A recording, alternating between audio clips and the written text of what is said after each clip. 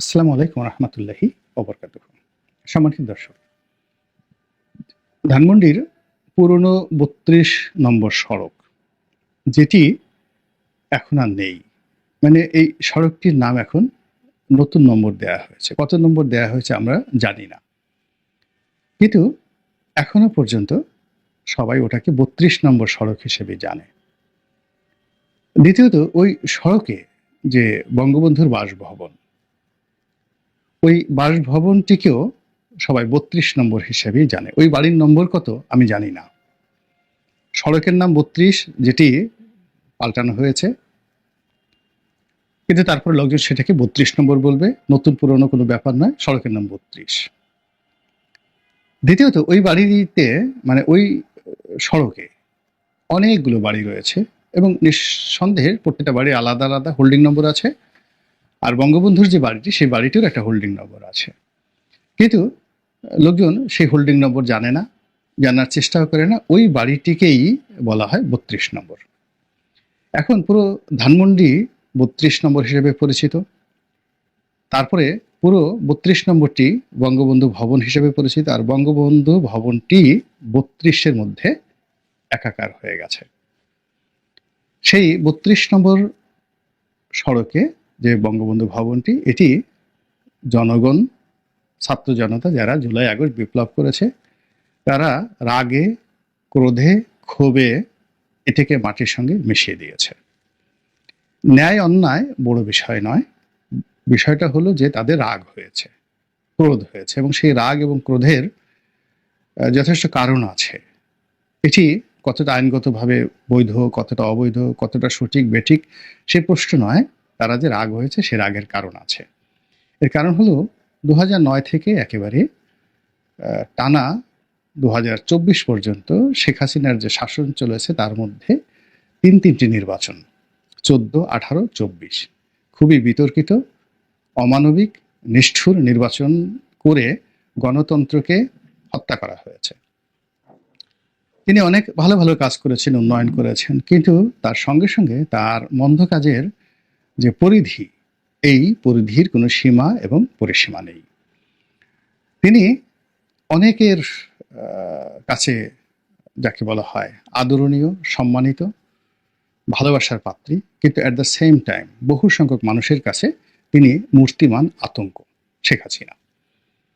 তো এই যে তার যে মূর্তিমান আতঙ্ক, এটা শেখ হাসিনা এখনো পর্যন্ত বুঝতে পারেননি। তার আপনজন তারাও বুঝতে পারছেন না, অনুধাবন করছেন না, তার আগের ভাষায় কথা বলছেন। ফলে শেখ হাসিনার পতনের পর তার একটি ভাষণ দেওয়াকে কেন্দ্র করে জনগণ বিক্ষুব্ধ হয়ে ওঠে এবং সেই বিক্ষুব্ধতার ফলে এই ৩২ নম্বরের বাড়িটি, বঙ্গবন্ধু ভবনটি, বুলডোজার দিয়ে ভেঙে দেওয়া হয় এবং হুমকি দেওয়া হয় যে এই ধরনের ভাষণ বা এই ধরনের উস্কানিমূলক কোনো বক্তব্য যদি আবার দেওয়া হয়, তাহলে টুঙ্গিপাড়াতে যে বঙ্গবন্ধুর মাজার রয়েছে, বঙ্গবন্ধুর গ্রামের বাড়ি রয়েছে, এবং ওখানে শেখ হাসিনার একটা আবাস করা হয়েছে নতুন একটা, উনি রিটায়ার্ড করার পর সেখানে থাকবেন। আমি দেখে আসছি সেই বাড়িটি, চমৎকার একটা সুন্দর বাড়ি, সেই বাড়িও হয়তো ভেঙে ফেলা হবে, এরকম হুমকি দেওয়া হয়েছে। তো সেই হুমকিতে শেখ হাসিনা দমেননি, তিনি তার কথা বলে যাচ্ছেন। আর ছাত্র জনতাও যে কোনো কারণে হোক আগের মতো আর রাগ হতে পারছেন না। ফলে তারা তাদের যে ক্রোধ ৩২ নম্বরে মিটিয়েছেন, এই ক্রোধ তারা বাড়িয়ে বা এটিকে আরও এক্সটেন্ড করে তারা পদ্মা সেতু পাড়ি দিয়ে টুঙ্গিপাড়া গিয়ে সেই ক্রোধ ঝেড়ে আসবেন। এখনো পর্যন্ত তার কোনো লক্ষণ দেখা যাচ্ছে না।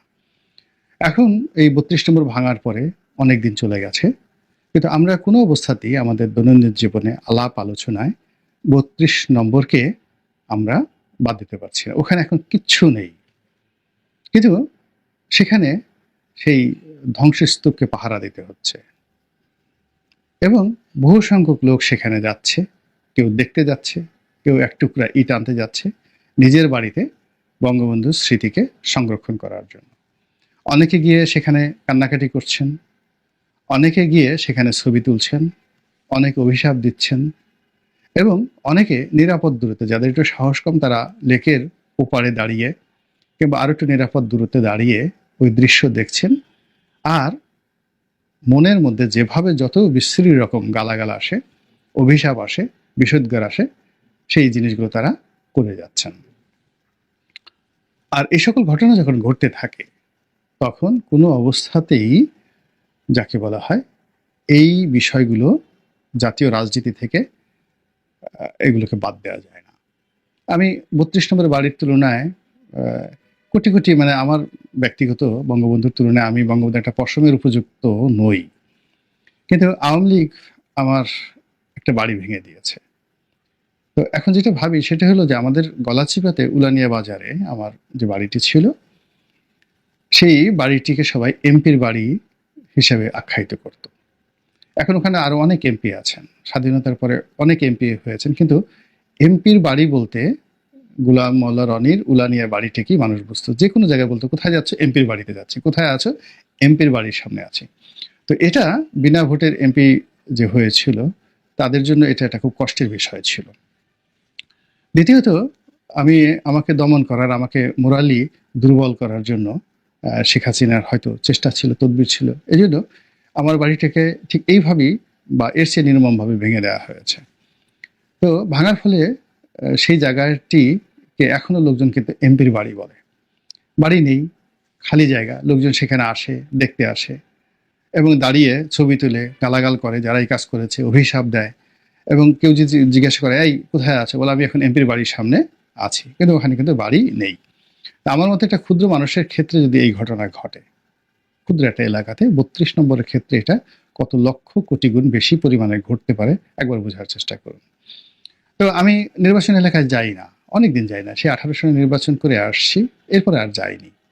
কিন্তু কোনো অবস্থাতেই ওখানে যারা মাঠে যাচ্ছেন, প্রতি সপ্তাহে যাচ্ছেন, এমপি হতে চাচ্ছেন, আমি কিন্তু এমপি হতে চাইও না, আগামীতে ইলেকশন করব কিনা 1%-ও সম্ভাবনা নাই, নমিনেশন চাইবো কিনা তারও কোনো সম্ভাবনা নাই, আমি আমার মতো আছি। কিন্তু ওই যে এমপির বাড়ি বা সাধারণ মানুষ আলাপ আলোচনা আসলে শুধুমাত্র যে আমার কথা বলে, আর এখানে যারা মাঠে এখন যারা আছে তাদেরকে ভীষণ রকমভাবে বিক্ষুব্ধ। এবং তারা যদি পারতো এখন ওই পুরো মানে যে আমার যে এলাকাটি, এই এলাকাটাকে যদি সমুদ্রের সঙ্গে মিশিয়ে দিতে পারতো, ফেনার সঙ্গে মিশিয়ে দিতে পারতো, তাদের রাগ খুব মিটে যেত। এর কারণ হলো এমপির বাড়ি বন্ধ করা যায়নি।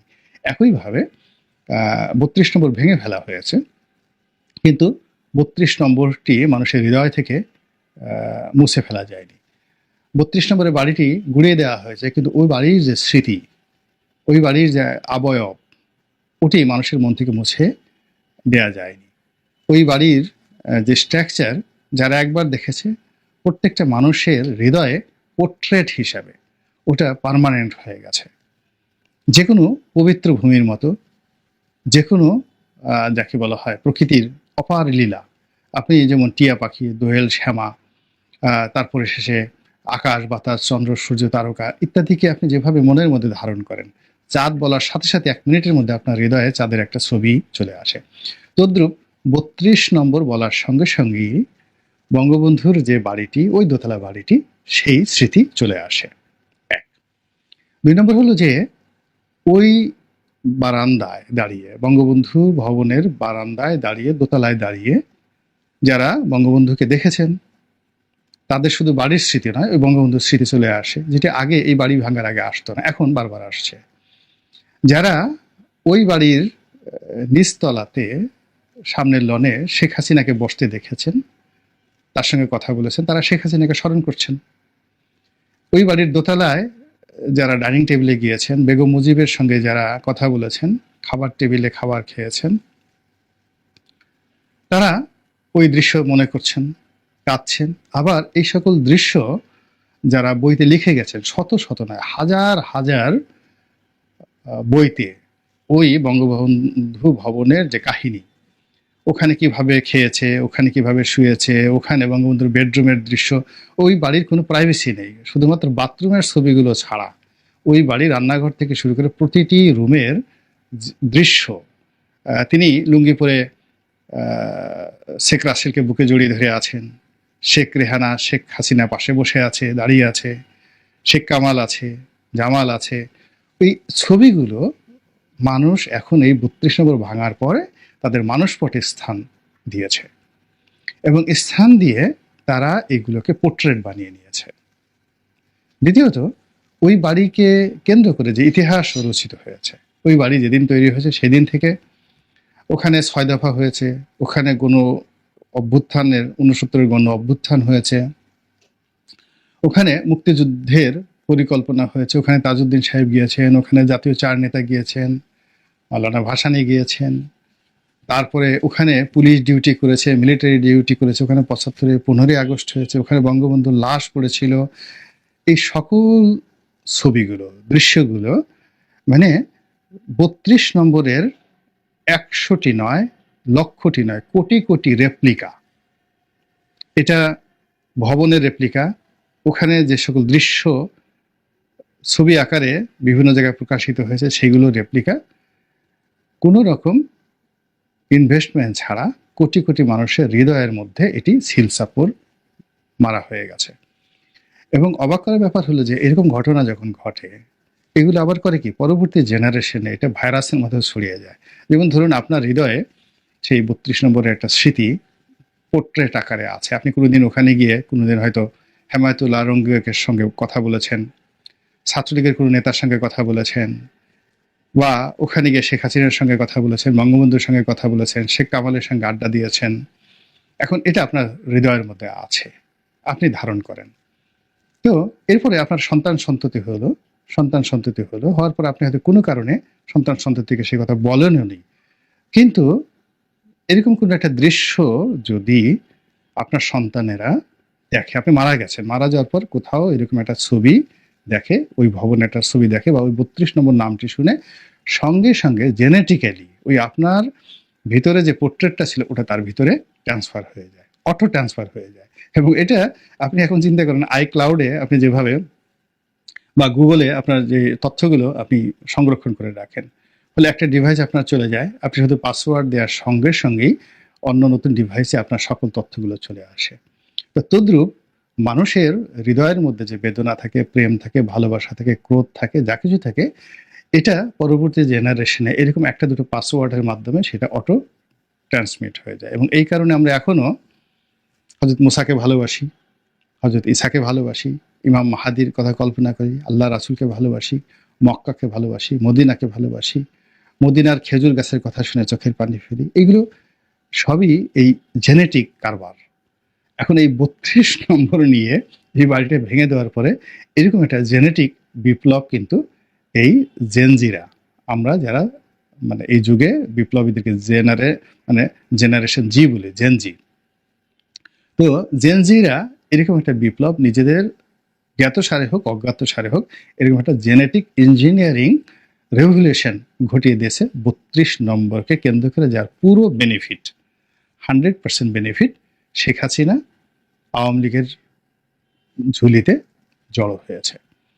এবং এটি এফডিআর আকারে, ব্যাংকে যেভাবে এফডিআর বাড়তে থাকে অ্যাজ এ এফডিআর আকারে এই জিনিসগুলো সেখানে সঞ্চয় হচ্ছে, সুদে আসলে এগুলো বাড়ছে, এবং সময় মতো এগুলো তারা আবার এনক্যাশমেন্ট করতে পারবে।